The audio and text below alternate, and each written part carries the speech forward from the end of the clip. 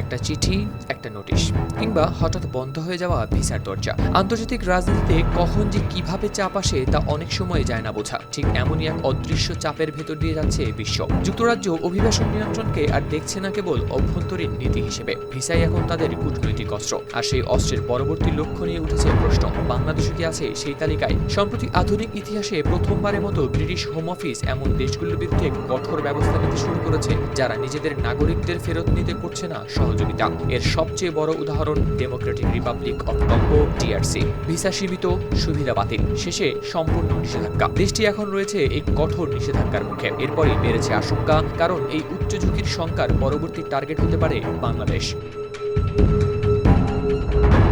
এই শঙ্কা অবশ্য হঠাৎ তৈরি হয়নি। 2024 সালের 16 মে বাংলাদেশের আগ্রহে যুক্তরাজ্যের সঙ্গে স্বাক্ষরিত হয় একটি দ্রুত প্রত্যাবাসন চুক্তি, যার লক্ষ্য ছিল ব্যর্থ আশ্রয়প্রার্থী ও ভিসার মেয়াদ শেষ হওয়া ব্যক্তিদের দ্রুত ফেরত পাঠানো। জাতীয়তার প্রমাণ স্পষ্ট হলে সাক্ষাৎকারের জটিলতাও হয়েছিল কমানো, কিন্তু সময়ের সঙ্গে সঙ্গে বদলাতে থাকে সেই চিত্র। ব্রিটেনে বৈধভাবে আসা বাংলাদেশি অ্যাসাইলাম প্রার্থীদের সংখ্যা ক্রমাগত বাড়তে থাকায় এই অংশীদারিত্ব এখন পড়েছে কঠিন চ্যালেঞ্জের মুখে।